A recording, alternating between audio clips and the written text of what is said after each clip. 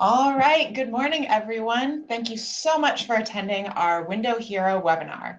My name is Christina Damshin, and I work with our company storyteller, Carrie, as well as our CEO, Sam, to form this series. We've really been honored to have a very wide array of guests who have done a lot in the window preservation community. We want to continue creating that energy and the resources to keep this momentum going.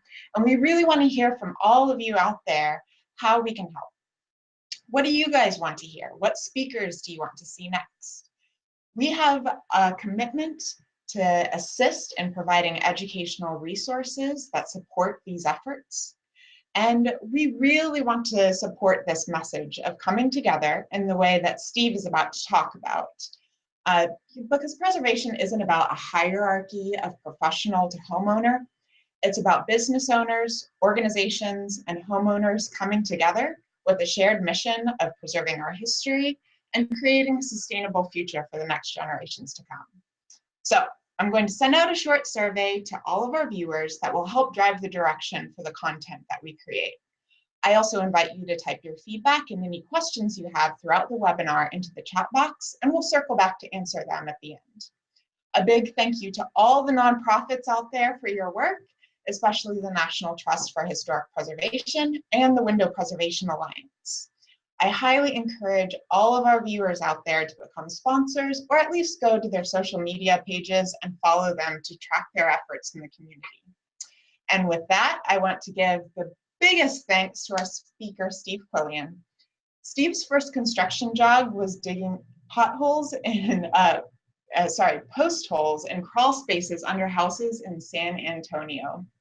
He appreciated under the best woodworkers in Texas, learning the fine points of high-end trim work, doors and windows, preservation carpentry, cosmetic repair, and even rough framing.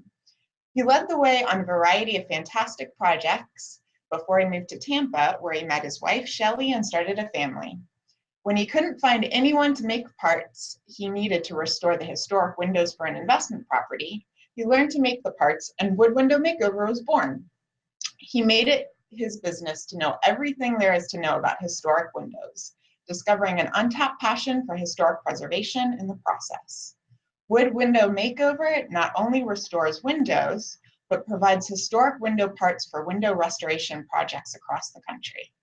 Desiring to give back and pass on what he's learned, he started Historic Homes Workshop in Tampa and leads preservation workshops throughout the year. Steve, thank you so much for hosting this webinar, and I'll pass it over to you. Cool deal. Hey, everybody. This is Steve Quillian, Wood Window Makeover, and I am in the business of restoring windows. And one of the things that I want to do first is, just give you a walk around the shop here and show you the kind of things that are going on here. I've got a painter behind me. He's painting windows. That's Eric there. I got other painters there. I got a big wood shop behind me. And we are really set up to do a lot of windows. We probably go through 1,000 windows a year, maybe more. And we try to, we have all these machines set up to make it faster. But one of the things that I've learned is that you don't really need all of the machines, for example, that we use to restore the windows. When I got started, it was a very small enterprise. You don't know what you're going to need, and you start buying different tools and things like that. One of the things that is a misconception is that windows are really complicated. They're really not. So I want to show you today how simple that it can actually be. One of the things that I would like to show you is that would help. This book right here, it's called Old Windows Made Easy by Scott Seidler. It's a really good book that has really the fundamental basics on it. I like the book because it's just a bare bones run through of of the general idea of what to do. And I think for just a very, very small investment, a person could get into restoring his own windows, her own windows, and even restore windows for a friend. You don't need a whole lot. I'll show you some of the tools that we need, and you'll see. Like, for example, you might need a utility knife. You might need a little bar like this. This costs under $10. The knife costs $10. Let's see, this hammer. Everybody needs a hammer. This little handy dandy tool actually here is called a window zipper. That comes in handy. I'll show you what that's for. Screwdrivers, nail pullers. Did I show you the scraper yet? This is a carbide scraper. That's pretty handy. And there's just a whole lot of things like that make it easier. So anyway, I would say the number one thing to know about restoring windows is you want to take the order of operations right. And if you do things in a certain order, in a certain way, it's really, really easy. And I would say the number one thing that you're going to start with is giving yourself some cheap insurance. And what I mean by that is, well, I'll tell you what. Let me back up on the cheap insurance for a while. I'll show you. I want to show you some things here. In my shop here, this is I've got some sample windows. You see those? And especially the one behind me, I'm going to, let's see if I can point at it. Let's see. Yeah, that one. I'm going to run with you, how we do it here, and to make it easy for you. Okay. I've got it on wheels here so I can turn it around. This is a real actual historic window that we bought from Schiller's Architectural Salvage. We put it on a stand because I knew that one day I was going to use it to teach somebody how to restore the windows. Well, the first thing you want to do,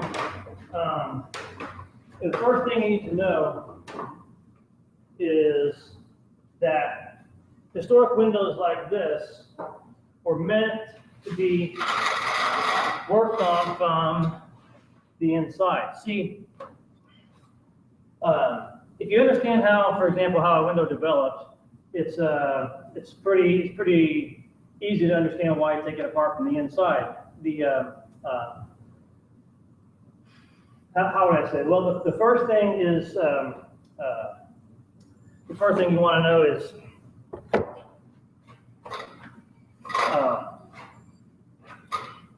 the windows, they slide up and down in tracks, and by design, those tracks come apart. This right here, I'm touching right there, it's called a window stop. There's two of those, and I'm going to take my little flat bar here, and I'm going to stick it behind it like this.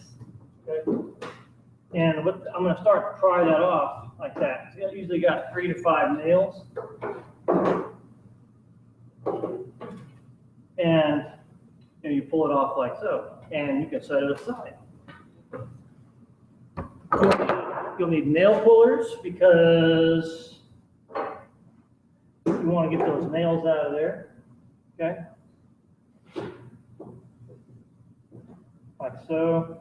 And once you have one stuck off like that, then you can then fill the sash out, and the sash comes out. Now I'm going to set it aside for now because what you want to do is you want to get both of the sash out, and then I'm going to show you my cheap insurance. Okay, set this here, and I did some work before you guys, before we got set up so that I could make this as easy as possible. This should slide down, this top sash. The next thing you want to do is, well, I'm going to take the other window stop off here. Can you see that? Like that. I'm going to set it aside. I'm going to pull my nails. Like that.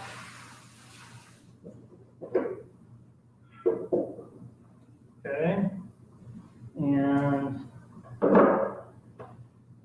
then I'm going to pull out the second element of the tracks that the window goes up and down in. And that's this element here called the parting bead. But the trick to getting the parting bead out for us is to get the sash, the top sash down to its lower position. So I gotta lower the sash down. What you're usually going to find if you walk with me outside. All right, now that we're outside, this is the outside window, okay? The window usually is painted shut right in here, okay? So you're gonna have to devise a way to break this paint seal, because that's what painters do nowadays, they paint windows shut.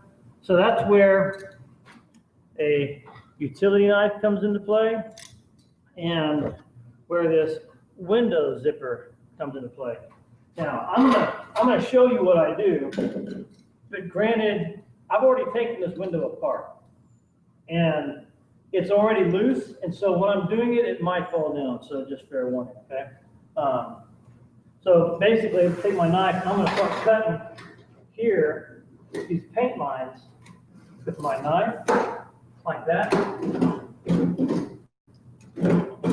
And as soon as I break that seal there, I mean, it might move, but it might not. Usually the paint buildup gets in there over time and it's pretty thick. So that's when I start to use this thing. Let me show you this thing here. This is a really cool tool. Let's see if I can get that on camera. I don't know if you can see it or not. It's got the serrated edge like that. But then look at those bumps, okay? Those bumps are like little raised bumps. It's kind of almost like a, that part of the cheese grater you never use. And what that does, what we're going to do is we're going to slide that in between the sash and the frame, and we're going to use those bumps here as kind of like file, and we're going to file away some of that excess paint. Okay, like that. And then I'm going to come up here like this. You want to do it all on all sides here. Okay. Now, usually takes a little bit of work, but once you get that done, then the sash should start to go down. Okay. Ta-da! Okay, now the sash is down. Let's walk back inside. Okay. Now we're back on the inside of the house. And once you're on the inside of the house, we got to take these parting beads out. And I've got this wonderful tool. This tool right here, I didn't show you yet. I want to keep a secret. This tool is worth its weight in gold. It's only $8 or $9 at Harbor Freight. See that right there? They're vice grips with like duck bills on them. And what you do with those is you use those to grab this parting bead right there, okay? Because your fingers, those fingers are pretty strong, but those are really strong, okay?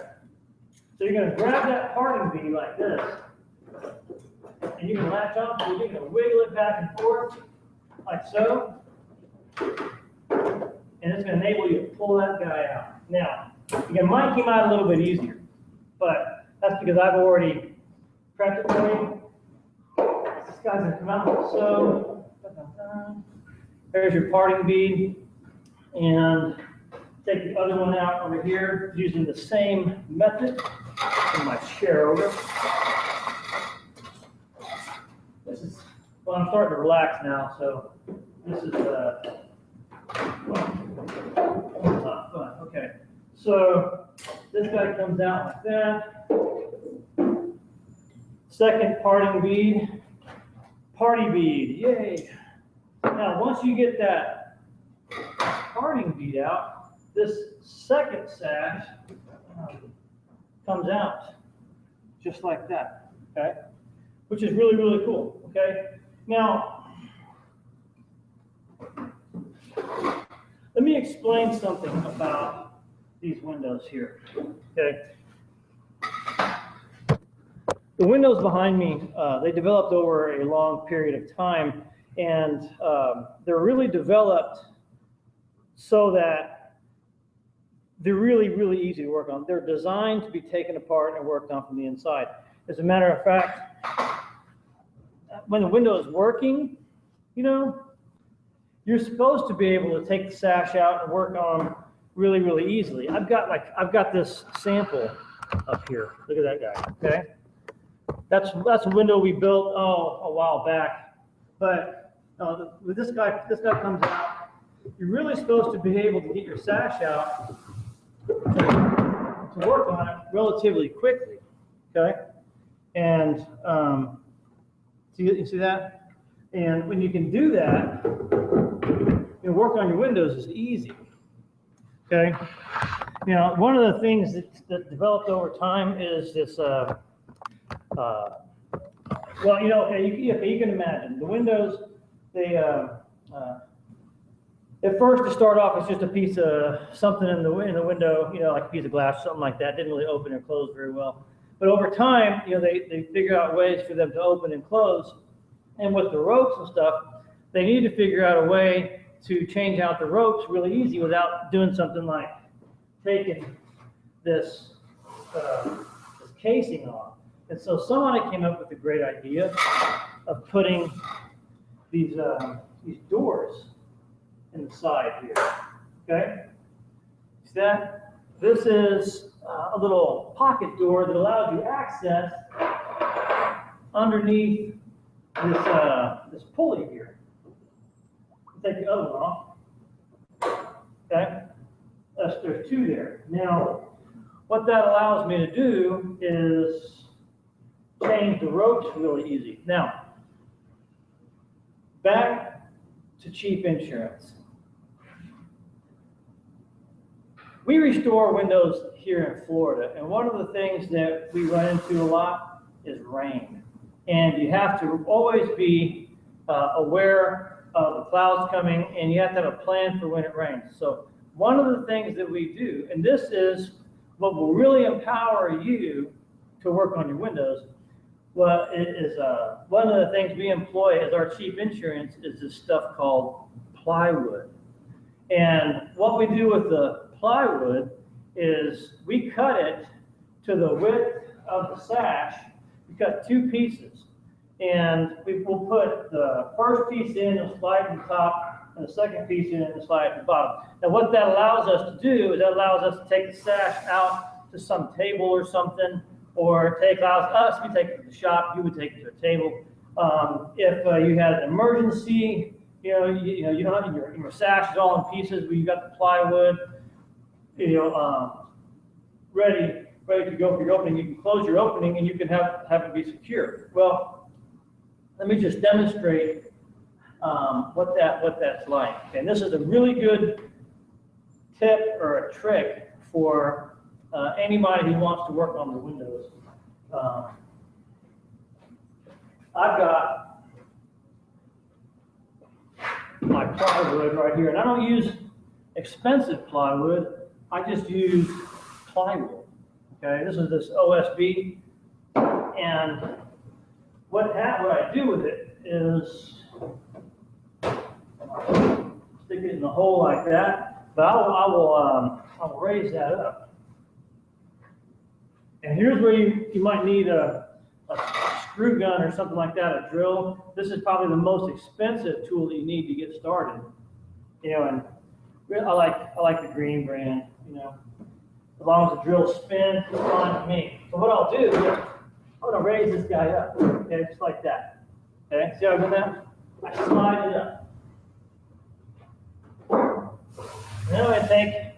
my screw, and I'm going to screw it. Well, I say that. I'm going to change my battery. Give me a second.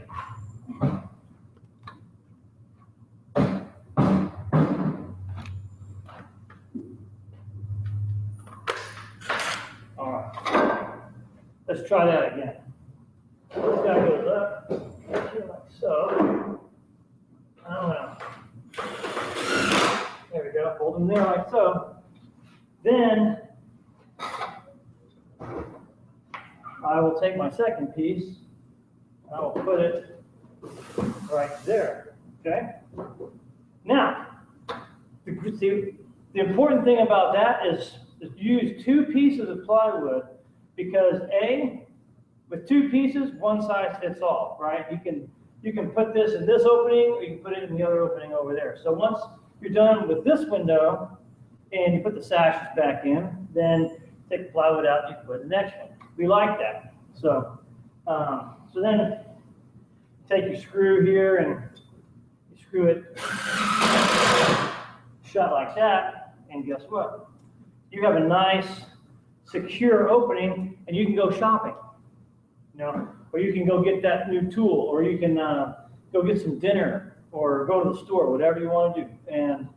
And this will be here, you know, until you get back. People can't get in and stuff. So anyway, that's important.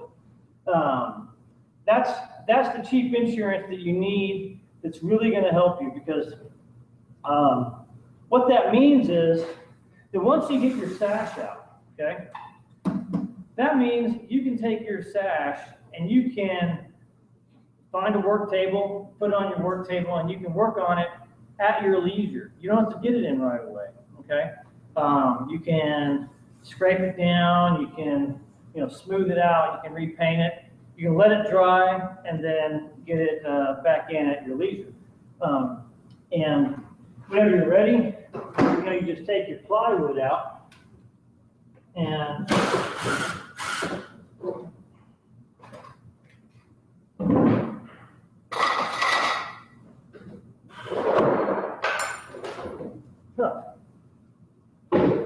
put your sash back in. So anyway, okay, so now I've done that. I give you that cheap insurance. That gives you freedom to take your time. Now, one of the things, the next thing I want to show you, the time we have left, is reroofing, okay? And this is really, really important. This is you see these ropes I have here? This is a Samson spot cord number 8. You can use chains or stuff like this. This is the industry standard. And basically what I'm going to do is I'm going to thread it. Let me see if I can give you a shot of these pulleys here. I'm going to thread it through those pulleys and then down, and I'm going to attach my weight. Let's see if I can, let's see. There we go. Let's see if I can balance that way. So one thing I'll do too, I'll create a little hook like so. Stick it in like that up there, and that will help me get it down. Now, this might be the time when the rope really gives me a problem, because I'm trying to do it live, right? And nope, there it is. See it? Everybody see that? Okay. Now I've got my weights right here. I'm going to adjust the camera a little bit so you can see what I'm doing. Okay. Got my weight right here. Now this is very important. The most simple and perfect knot for this is called a figure 8. So the way you do a figure 8 knot, I'm not sure I'm going to explain this right. You know, you go like this, turn around, you stick it through the hole, like so, and it looks like that. Okay. I'm going to do that 3 more times, so see if you can catch on to that, okay? But the idea is, see, with a figure 8 knot, the it stands the test of time. It won't come undone. That's cheap insurance too. You can use a lot of other knots, but trust me, you want to use the figure 8 because the you don't want to have once you get everything nice and fixed and your weight falls off because you didn't tie it right. That's a pain in the neck. So anyway, so here I am putting the rope back down in the hole. Okay, and tie that joker like that. Oh, there it is. Okay, so I'm going to get my weight here. Let's try this again. Okay, adjust the camera.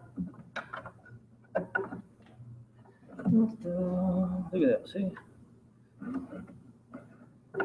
Okay.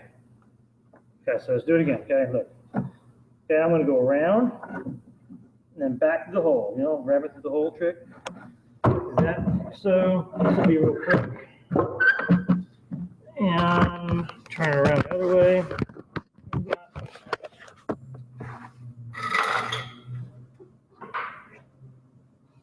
Watch. Yeah.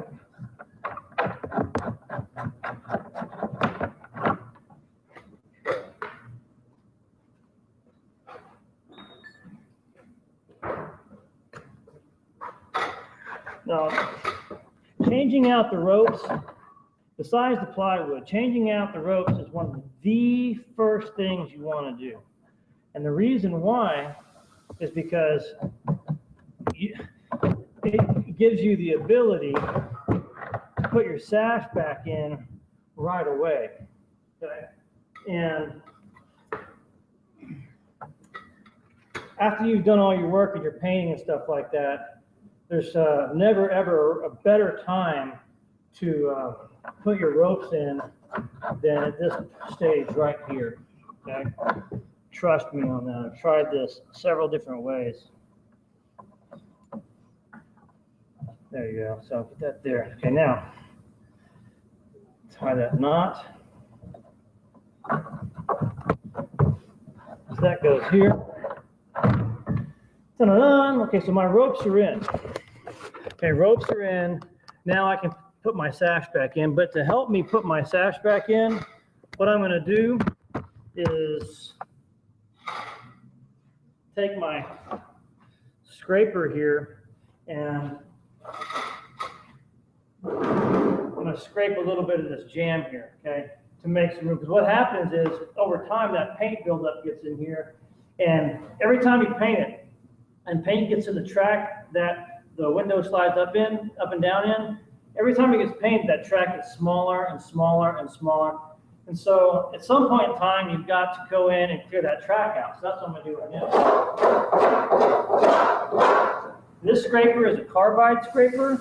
It's got a nice durable tip on it. It's really great. The tip is replaceable. These are like 15 or 20 bucks. You know?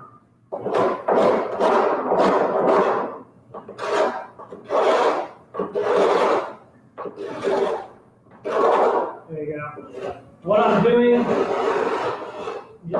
just making room for that sash to go up and down. Okay.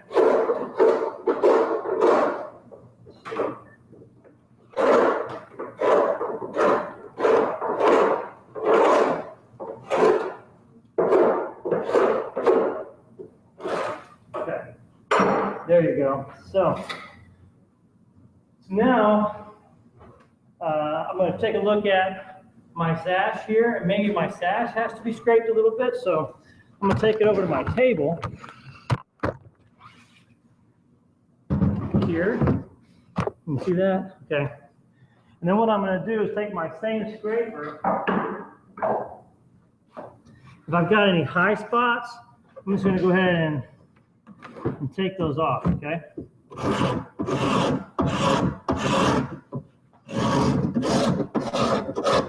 There you go. Okay. Really smooth, really easy. Nothing special. Okay.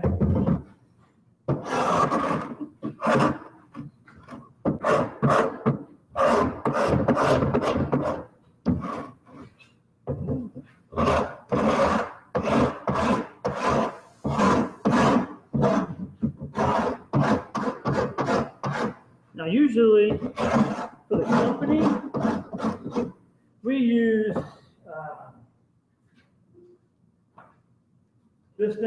called a HEPA and I got it on my back and I started working and I suck it up as I go.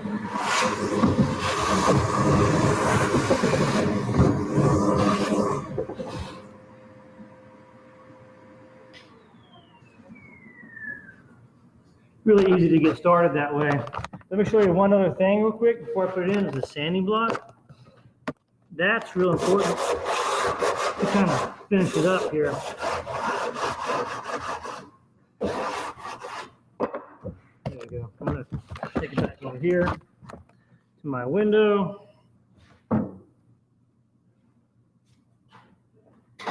Oh, there we go. I'm going to put this. I'm going to pull my rope. There's a little hole here. Okay. A hole in the side. There you go. Okay. Put him there. Okay, once that guy's in, here, let me get my vacuum real quick. Vacuum that out. I've got a little bit of dust down there. I want to get out of the way.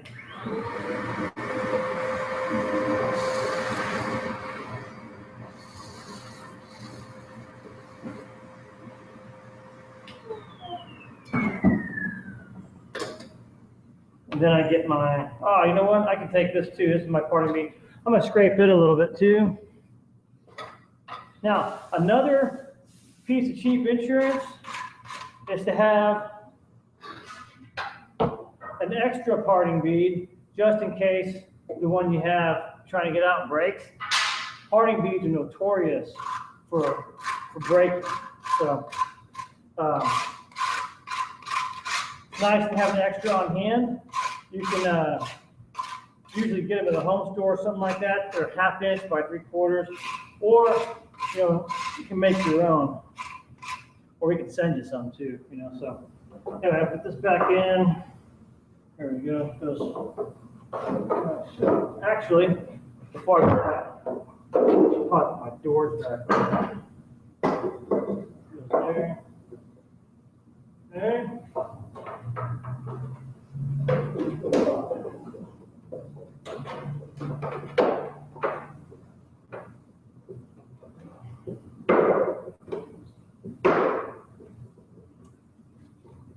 This is where a hammer comes in.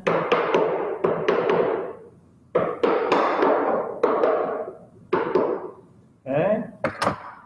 Put my other parting bead in. Let's see. Scrape them down a little bit. Okay. The idea is you want the window to go up and down.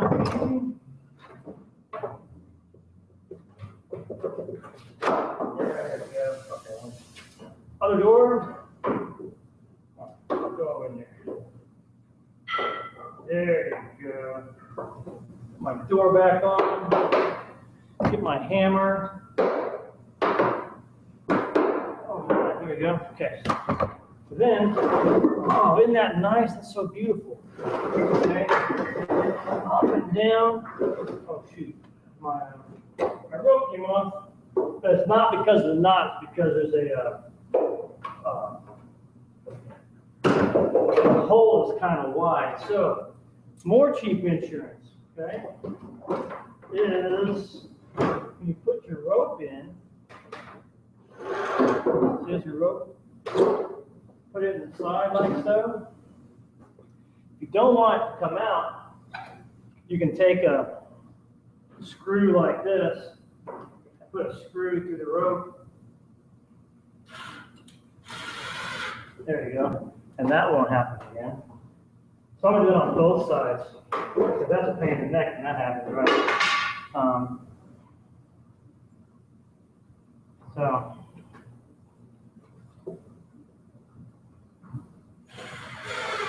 there you go. Goes there. So now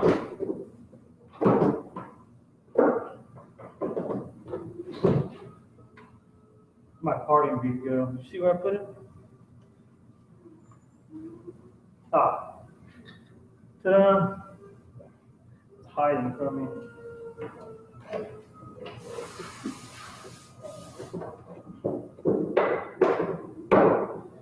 So this introduction here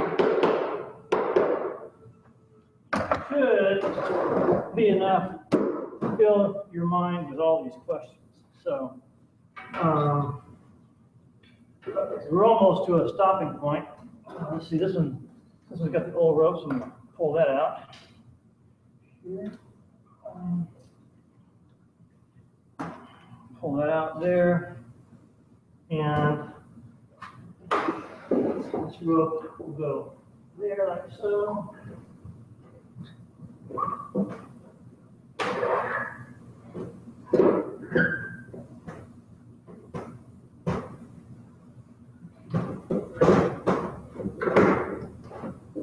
So there you go. Nice working window. Then, last of all, we'll put our stops back on.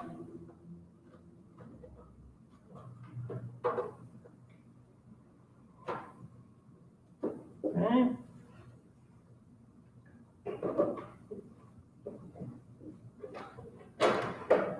I got a nail. And my nail cutters. And that joker there like so. Okay. So now, this is what I'll show you here.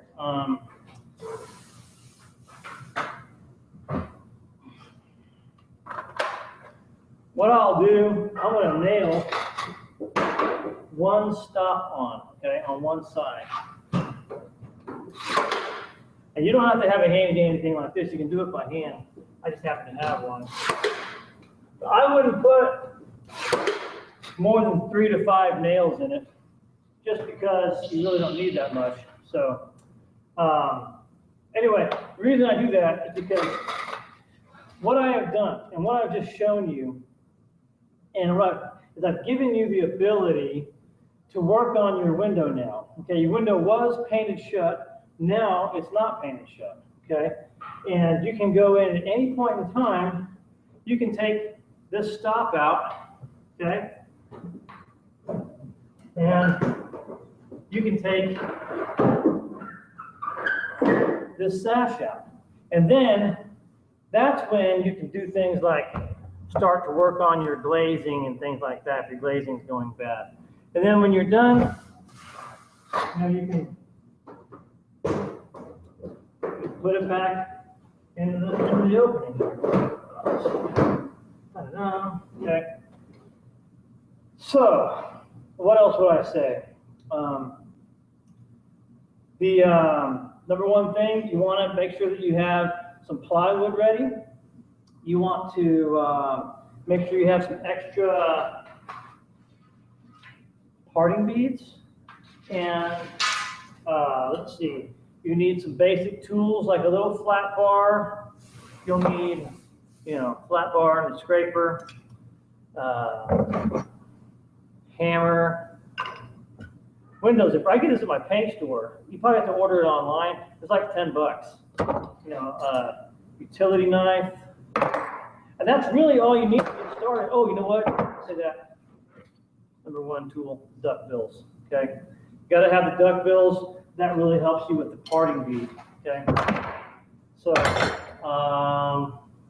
at a risk of repeating myself over and over again, let's see. You need plywood, right? That's your cheap insurance. That way, you can close up the window if, like, you take the glass out and stuff like that, and you can't get the sash back in or something like that. You can always use the plywood. So, so now you can work on this window at your leisure whenever you want because we've made it easy.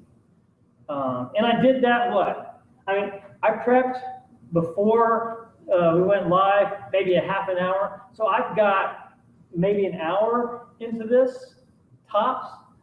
And once you get the ropes in and stuff like that, it's pretty easy, cut and dry. You could take some WD-40 and put it in pulleys. I do that from time to time. That helps. What else do I do? I get this spray right here, and I put that in the tracks. This is a dry lubricant. It's paintable. It's really cool. So I put that right there. That helps the windows go up and down.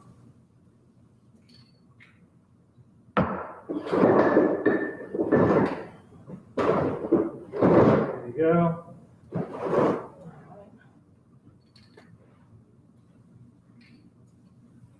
So anyway, that's the fundamentals of this window work. And that was a lot of material in a very short period of time. And I guess it's time to see if we've got any questions or things like that. Great job, Steve. That was a really interesting presentation. It was really nice to see the anatomy of a window like that too. We do have a few questions from our viewers out there. So the first one is from Susanna, and she was saying, if you are in colder climates, you may have interlocking weather stripping and will need a little extra patience to remove parting beads and sashes. Can you offer up some tips on this? Apart from the scraper tool that you mentioned, maybe some extra difficult ones and what you do with them that they are just really stuck in there. Well, the interlocking metal weather strip, we don't see it a whole lot. Oh, and I think your microphone's on mute. What's that? Is it okay to talk? No, I can't hear you. Hello? How about now? Hear me now? Okay. Yes. In our part of the country, we run into it every once in a while. And I have, there's very few people that really like to work with that stuff. Mark Begala up in Maine is one of them. And he's not down here much. What I've started to do is, that interlocking weather strip, it's secured with 1 or 2 nails, and what I will do is oftentimes I will take the equivalent of a nail set. Let me see if I got one here.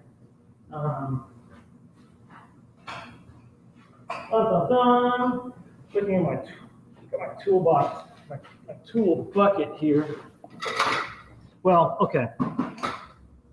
I don't know where it is right now, but say this is a nail set, a screwdriver. Okay, we'll just take that and we'll pop the nail that's holding it through the metal into the wood, and that will enable you to get it out.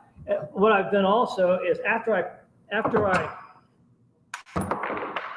pop the nail through the metal. I know you're laughing. That's so funny. Is I'll take my flat bar behind there, and then I'll tap the metal against the flat bar to kind of make it smoother. Anyway, it's just a pain in the neck, and if you've got the interlocking metal weather strip, it is challenging, and I would just say exercise your patience with it. But that nail set trick works for us pretty good. Good advice. So the next question comes from Leslie, and she was wondering about the sash cord. How do you figure out what the right length is, and could you possibly demonstrate how to do so?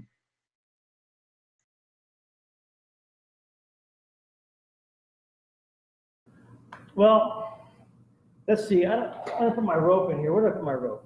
I just had my example rope. The general rule of thumb, looking at this window behind me, is you want your rope to be about as long as the frame is tall. So I'm measuring right there at 45 inches. I need about 45 inches of rope. Okay, that's a general rule of thumb. And The reason why is because if you take that 43 or 45 inches, which is about what that is, okay? You know, and you hang it right there, that's going to be plenty of rope for that weight to be attached and to go up and down. So whatever the length of your frame is, that's about the length of rope you need to cut.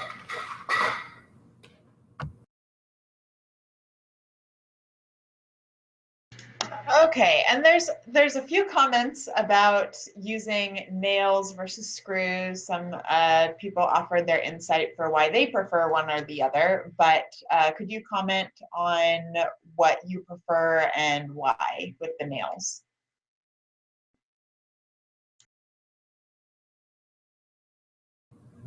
Well, concerning screws versus nails, context is everything, okay?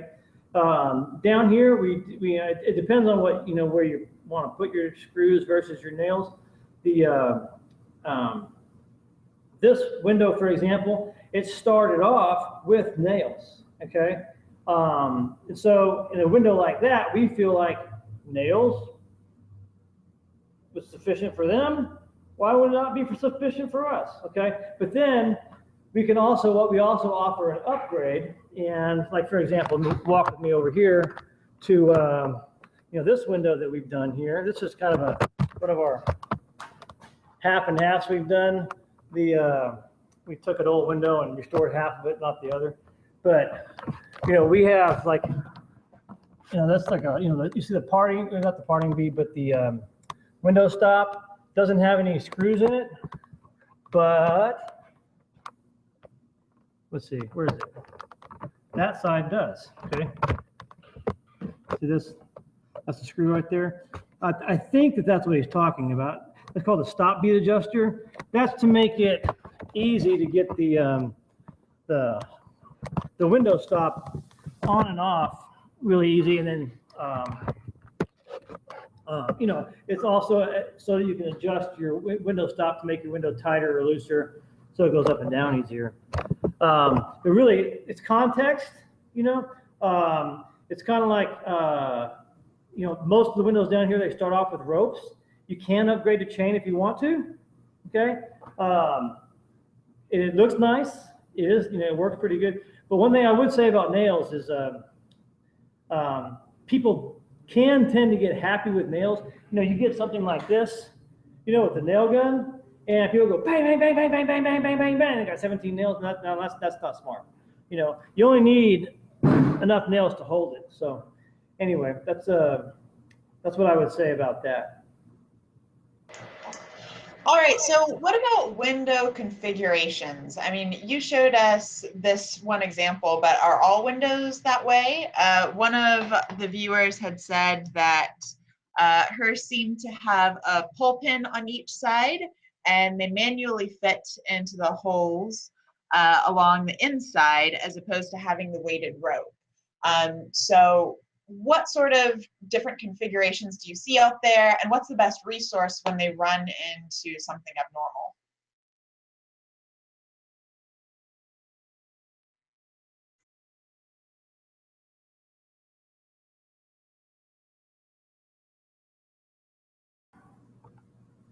Typically, there's two different types of windows you typically deal with. They're most common. This one here called, the double hung, or I guess you could have a single hung, but the idea is that the windows slide up and down. And the other one, you have casements that open like doors. In the older windows we have here in Tampa, where we're from, the older ones have these little, they're called they're spring-loaded, I can't remember the name right now. But those are available, for example, at Smith Restoration Sash, SRS Restoration Sash. We just ordered some for a project right now. Not all of the windows have ropes. The majority of them down here do, ropes or chains, and the pulleys to go with them. I would say that if it doesn't, then it's usually an older style window. The concept is the same. You want your tracks to be free of excess paint and debris so that the window can slide up and down easily. The same thing goes for your little holes, your little spring catches would latch onto, because I think that's how you work them, right? You pull them in like so, and then you lift your window up, and then they spring back into these holes. Well, all that's got to be free of debris so your window works right. But fundamentally, it's the same. It's just a mechanical mechanism, by which you position the window, and it's just a different way that it works. So, how's that for an answer? That's good. I think that it's important. You pointed out that most windows have the basic assembly similar, that there just may be certain mechanics that differ, but it doesn't make the window any less approachable, and maybe just takes a little bit more strategic planning. So we'll just take one more question. And I also wanted to point out that we can list a lot of the resources that we talked about today. So Steve had mentioned several tools that are already readily available. So we can kind of assemble that inventory list for you guys to reference later. And I'm sure Steve would be happy to answer any of your questions if you check out his website and go to his social media pages. And so the last question you briefly addressed just now with wanting to make sure that the tracks are free of debris. When people are going to paint their windows, what is okay to paint and what do they really need to keep off limits? Is it just the track, or are there other areas they should avoid to make sure that it doesn't get stuck in the future? Well, that's a topic of debate amongst a bunch of our friends. The window restoration industry, we talk about that from time to time. I think up north, it's more socially acceptable to not paint the jambs, for example. My friend of mine, I think Allison Hardy up there in Boston, she doesn't paint the jambs. She doesn't have to. But down here in Florida, people have this preconceived idea that everything's got to be painted. And so if the jambs aren't painted down here, it looks weird. Now, it presents some problems because paint is sticky in lots of cases, and it kind of makes the windows, it impedes the function a little bit until the paint really, really cures very hard. And I think that's why, up north, they never have really gotten into painting them unless it's a new thing up there. I don't know. But ideally, wood sliding on wood would be the most advantageous. Now, I will say this. I don't know, maybe this was being asked and I didn't know about it, but the way the window is designed to be painted, the intention is to take the sash out and put those on a table and paint those elsewhere and let those dry. Okay, and then once they're dry, then you put them back in. The same thing with the frame. When the sash are out, that's when you paint the frame. Okay, and let that all dry and all that kind of stuff, as if you're going to paint the frame. Okay, so people aren't believers in painting the frames. That's okay. I could go either way, but I tend to do what the clients like. So that's kind of my answer on that. So. Good. Well, Steve, thank you so much for doing this presentation. I think that all of our viewers, and definitely myself, learned a lot during the course of the webinar. As I said before, we encourage all of you to check out the Wood Window Makeover website and engage with them on social media if you have any additional questions.